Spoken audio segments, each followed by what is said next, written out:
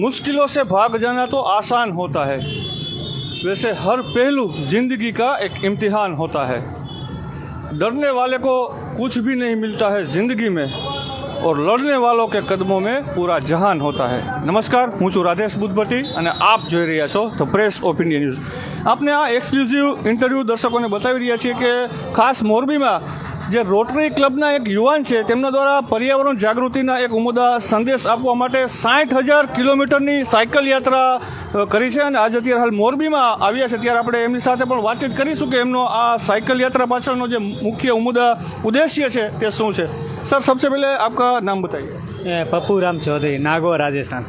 अब ये बताइए कि ये साइकिल यात्रा का आपको विचार कब आया और क्या इसके पीछे क्या रीज़न क्या है आपका? जब से स्टडी कर रहे हैं तो वहाँ से जो माउंट एवरेस्ट का जो नाम सुना है, दिव्यांग से दिव्यांग वो अपना परचम लहरा चुके हैं इंडिया का, तो वहाँ से वो ख्याल आया और माउंट एवरेस्ट सबमिट करना है, जो टारगेट रखा है 2026 का रखा है।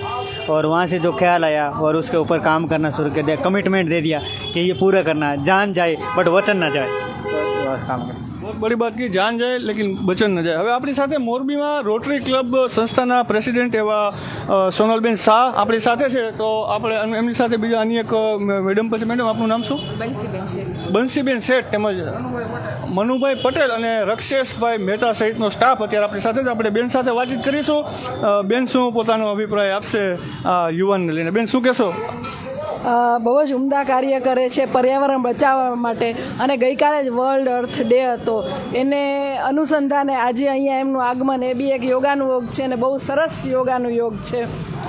એમને વાત કરી કે પર્યાવરણ બચાવવા માટે 1 લાખથી વધારે વૃક્ષોનું એને બધી જગ્યાએ વૃક્ષારોપણ કરવું છે।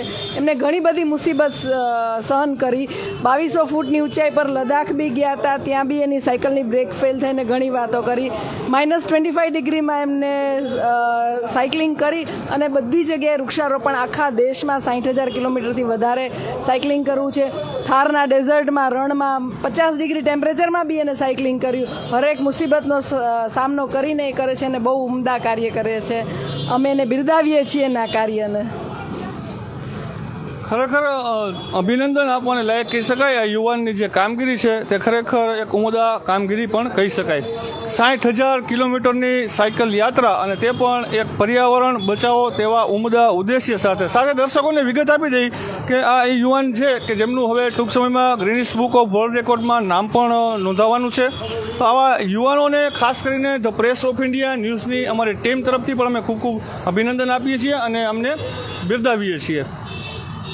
કદમ જેમના અસ્થિર હોય છે તેમને રસ્તો નથી જડતો, જેમના કદમો જ અસ્થિર હોય છે તેમને રસ્તો પણ નથી જડતો, અને હોય છે આવા પ્રભુરામ જેવા યુવાનો કે જે ખરેખર કહી શકાય અડગ મનનો માનવી, તો આવા માનવીને તો હિમાલય પણ નથી નડતો।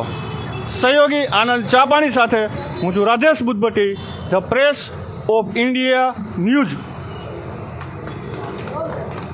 બરાબર હતું?